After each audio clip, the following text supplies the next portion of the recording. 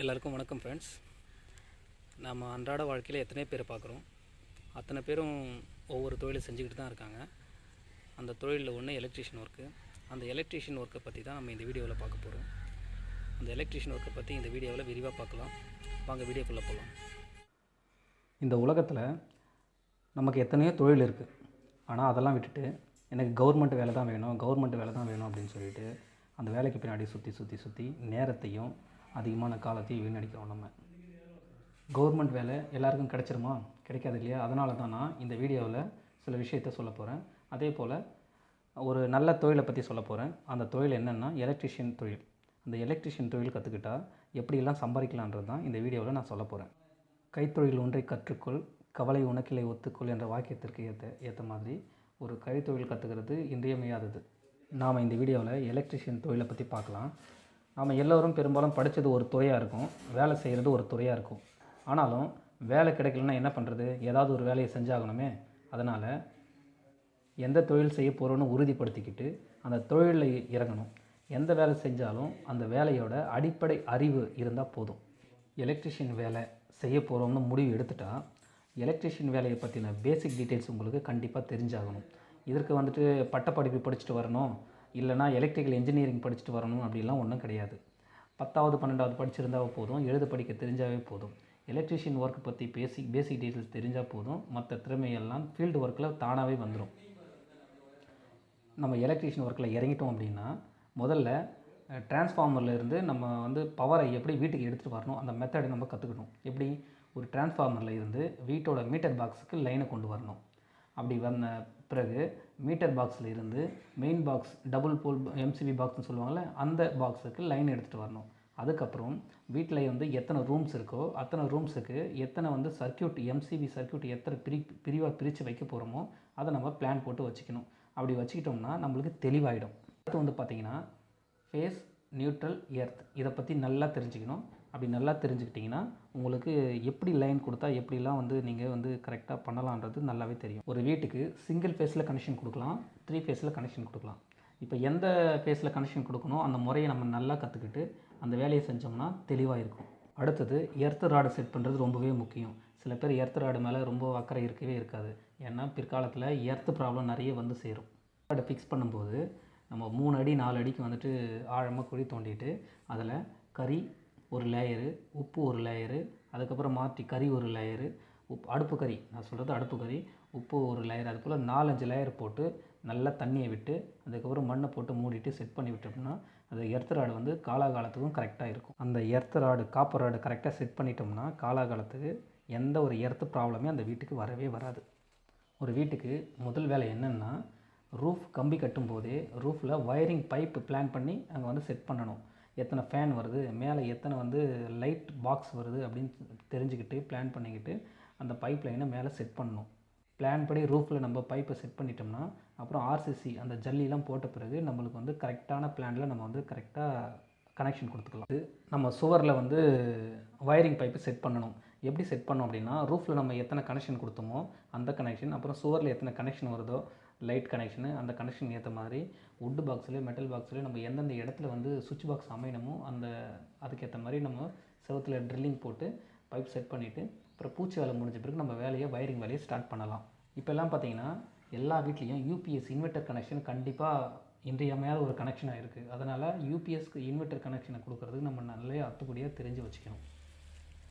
அடுத்து பார்த்திங்கன்னா 2-வே சுவிட்ச் அந்த மாடல்லாம் எப்படி நம்ம கனெக்ஷன் கொடுக்கணும் தெரிஞ்சு வச்சுக்கணும். இப்போ ஒரு பெட்ரூம் இருக்குது, அந்த பெட்ரூமில் கதவாண்ட நுழையும் போது ஒரு சுவிட்ச் போர்டு இருக்கும், அங்கே லைட் ஆன் பண்ணிவிடுவாங்க. அப்புறம் பெட்டில் போய் படுத்துட்டு அப்புறம் பெட்டாண்டு இருந்து ஒரு சுவிட்ச் போர்டு இருக்கும், அங்கே ஒரு சுவிட்சை ஆஃப் பண்ணுவாங்க. அது போல் 2-வே சுவிட்ச் போர்டை நம்ம கற்றுக்கணும். நம்ம இந்த எலக்ட்ரிஷியன் ஒர்க்கில் ஒரு அனுபவசாலியாக மாறணும் அப்படின்னா ஒரு திறமை வாய்ந்த அனுபவம் நிறைந்த ஒரு எலக்ட்ரிஷியன் கிட்ட போய்ட்டு நம்ம வேலை செய்யணும். அப்படி இந்த திறமை வாய்ந்த எலக்ட்ரிஷியன் இந்த ஊரில் எங்கே இருக்காருன்னு தேடி பிடிச்சி அவர்கிட்ட வேலை செய்கிறதுக்கு நம்ம ரொம்ப முக்கியமாக தேடணும். அவர் ஒரு அனுபவம் உள்ள எலக்ட்ரிஷியன்கிட்ட நம்ம போய்ட்டு வேலை கற்றுக்கும் போது ஒரு 2-3 வருடங்களாவது அவர்கிட்ட நம்ம எக்ஸ்பீரியன்ஸுக்காக அவர்கிட்ட நம்ம போய்ட்டு வேலையை கற்றுக்கணும். அப்படி கற்றுக்கிட்டால் தான் நம்ம நிறைய விஷயத்தை கற்றுக்க முடியும். எலக்ட்ரிஷியன் ஒர்க்கில் என்னென்னலாம் இருக்குது, பேசிக் ஒர்க்கில் இருந்து அனுபவமான நிறைய ஒர்க் உங்களுக்கு கிடைக்க வரும். இந்த 2-3 வருடங்களில் வீடு, அப்பார்ட்மெண்ட்ஸு, ஃபேக்ட்ரி இது போல் நிறைய இடங்களில் உங்களுக்கு சான்ஸ் கிடைக்கும் வேலை செய்கிறது. அந்த சான்ஸ் கிடைக்கும்போது நிறைய அனுபவங்களை நீங்கள் வந்து கற்றுக்க நேரிடும். எலக்ட்ரிஷியன் ஒர்க்கில் உங்களுக்கு போதுமான வரைக்கும் எக்ஸ்பீரியன்ஸ் கிடைச்ச பிறகு ஒவ்வொரு ப்ராஜெக்டாக எடுத்து நீங்கள் செஞ்சுட்டு வரலாம். முதல்ல பெரிய ப்ராஜெக்ட் கிடைக்கணும்னு அவசியமே கிடையாது. சின்ன சின்ன ப்ராஜெக்ட் எடுத்து செஞ்சுட்டே வரலாம்.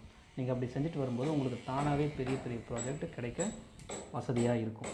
இந்த எலக்ட்ரிஷியன் ஒர்க்கில் பேசிக் டீட்டெயில்ஸ் பிளான் தெரிஞ்சுக்கிட்டாவே பாதி வேலை தெரிஞ்சுக்கிட்ட மாதிரி, மீதி வேலை எக்ஸ்பீரியன்ஸில் ஃபீல்டு ஒர்க்கில் எல்லாமே வந்து சேரும். நீங்கள் ஒரு வீடியோ எடுத்து ஃபுல் வயரிங் செஞ்சு எந்த ஒரு ப்ராப்ளம் இல்லாமல் பவர் கனெக்ஷன் கொடுத்துட்டிங்கன்னா அது உங்கள் வேலையில் முழு வெற்றி. இந்த எலக்ட்ரிஷியன் வேலையில் நாளுக்கு நாள் புதுசாக உங்களுக்கு ஐடியாக்கள் கிடைச்சிட்டே இருக்கும். இன்றைய காலகட்டத்தில் நிறைய லைட் செட்டிங்ஸ் வந்துருக்கு. இதெல்லாம் வீட்டுக்காரங்களுக்கு தெரியவே தெரியாது. நாம் தான் புதிய வரவுகளை வீட்டுக்காரங்களுக்கு அறிய வச்சு அவங்க வீட்டை லைட்டிங்கில் டிசைன் பண்ணணும். நீங்கள் இந்த வேலையை கற்றுக்கிட்டு தூரத்து தேசம் போயிட்டு தான் வந்து வேலையை செய்யணும்னு அவசியமே கிடையாது. உங்கள் சொந்த ஊர்லேயே செய்யலாம், பக்கத்து ஊரில் செய்யலாம். நீங்கள் ஒரு கை தேர்ந்த எலக்ட்ரிஷியன் இருந்தால் யாரோட துணையும் இல்லாமல் 2 நபர்களை மட்டும் உதவியாக வச்சுக்கிட்டு உங்களோட ஒர்க்கை நீங்கள் தொடரலாம். எலக்ட்ரிஷியன் ஒர்க் திறமையை பார்த்து உங்களுக்கு அதிகமான சான்ஸ் கிடச்சி உங்களுக்கு பணிச்சுமை அதிகமாக ஆயிடுச்சுன்னா உங்களுக்கு தேவையான எலக்ட்ரிஷியன்கள் தொழில் தெரிந்த நபர்களை வச்சுக்கின்னு நீங்கள் உங்கள் தொழிலை தாராளமாக தொடரலாம், ஹாப்பியாக இருக்கலாம். இந்த வீடியோவில் எலக்ட்ரிஷியன் ஒர்க்கை செஞ்சிட்ருக்கிற பெயர் வெற்றிவேலன். திருவண்ணாமலை மாவட்டம் ஆரணி வட்டம் கண்ணமங்கலத்தை அடுத்த பள்ளக்குள்ளை கிராமத்தை சேர்ந்தவர். இவர் சென்னையில் 5 வருஷமாக ஒரு பாயோட அண்டரில் வேலையை கற்றுக்கிட்டு இருந்தவர். அவர் இந்த எலக்ட்ரிஷியன் ஒர்க்கை கற்றுக்கிட்டு 10 வருடங்களுக்கு மேலே ஆகுது. அவரோட சொந்த ஊர் பக்கமே தான் அவர் வந்து வேலையை செஞ்சுக்கிட்டு இருக்காரு. அவ்வளோ திறமையாக செஞ்சுக்கிட்டு இருக்காரு. என்னோடய ஃப்ரெண்டோட ப்ராஜெக்டை நிறைய செஞ்சு முடித்து கொடுத்துருக்காரு. இவர்கிட்ட நாங்கள் எந்த ஒரு குறையும் பார்த்ததே கிடையாது. எங்களுக்கு எந்த மாதிரிலாம் வேணுமோ அந்த மாதிரிக்கு ஏற்ற மாதிரி அவர் வந்து எலக்ட்ரிஷியன் ஒர்க்கை முடித்து கொடுப்பாரு. இது 4வது 5வது ப்ராஜெக்ட் இது. அதனால் நாங்கள் இவரையே வந்து எங்களோட ப்ராஜெக்ட் எலக்ட்ரிஷியனாக அவரை வச்சிட்ருக்கோம். இவரோட கான்டாக்ட் நம்பர் இந்த வீடியோவுக்கு கீழே டிஸ்கிரிப்ஷனில் கொடுக்குறேன். யாருக்காவது எந்த டவுட் இருந்தாலும் இவர் வந்து கேட்கலாம். எந்த ஒரு ப்ராஜெக்டாக இருந்தாலும் இவர் வந்து கண்டிப்பாக செஞ்சு கொடுப்பாரு. அந்த ப்ராஜெக்டில் இவரை நீங்கள் வந்து கான்டாக்ட் பண்ணி நீங்கள் வந்து சான்ஸ் கொடுக்கணும்னு நினச்சா அந்த நம்பருக்கு கால் பண்ணி இவருக்கு வந்து நீங்கள் பேசிக்கலாம். இந்த கண்ணமங்கலம் சுற்று வட்டாரத்தில் நீங்கள் கண்டிப்பாக இவர் அணுகினீங்கன்னா நல்லபடியாக செஞ்சு கொடுப்பாரு. அடுத்த விஷயம் நான் சொல்ல வர்றது என்னென்னா, நீங்கள் வந்து எந்த ஒர்க்காக இருந்தாலும் ஒரு ஒர்க்கில் நீங்கள் வந்து கான்சன்ட்ரேட் பண்ணுங்கள். அந்த ஒர்க்கை பற்றின டீட்டெயில்ஸ் எடுத்து யார் இந்த ஊரில் வந்து நல்லபடியாக வந்து திறமையாக செய்கிறாங்களோ அவங்க அண்டரில் வந்துட்டு வேலையை பாருங்கள். அவங்க அண்டரில் வந்து நிறைய உங்களுக்கு எக்ஸ்பீரியன்ஸ் கிடைக்கும். அந்த எக்ஸ்பீரியன்ஸால் உங்களுக்கு நிறைய சான்ஸ் கிடைக்கும், எங்கெங்கே எந்தெந்த வேலை இருக்குது அப்படின்ட்டு. அந்த வேலையை நீங்கள் செஞ்சு முடிக்கும்போது உங்களுக்கு ஒரு நல்ல பேர் உங்கள் ஊரில் கிடைக்கும். அதனால் இந்த வீடியோ வந்து உங்களுக்கு ரொம்ப பிடிச்சதாக இருக்கும்னு நினச்சி உங்களுக்கு வந்து இந்த வீடியோவை போடுறேன். நான் இந்த வீடியோவில் சொன்னதெல்லாம் மேலோட்டமான ஒரு விஷயந்தான். எனக்கு தெரிஞ்ச வரை நான் சொல்லியிருக்கேன். நீங்கள் இதில் நிறைய இன்ட்ரெஸ்ட் எடுத்து எலக்ட்ரிஷியன் ஒர்க்கை நீங்கள் வந்து ஸ்டார்ட் பண்ணுறதா இருந்தால் ஒரு நல்ல நபர்கிட்ட நீங்கள் வந்து சேர்ந்து உங்களோட வேலையை நீங்கள் வந்து தொடரலாம். இந்த வீடியோ உங்களுக்கு பிடிச்சிருக்குன்னு நினைக்கிறேன். இந்த வீடியோவில் ஏதாவது விட்டு இருந்தால் எனக்கு கமெண்ட் பாக்ஸில் கமெண்ட் பண்ணுங்கள். நான் எல்லாருக்கும் வாழ்த்துக்கள் சொல்லிக்கிறேன். மீண்டும் ஒரு அடுத்த வீடியோவில் நல்ல தொழிலோடு சந்திக்கலாம்.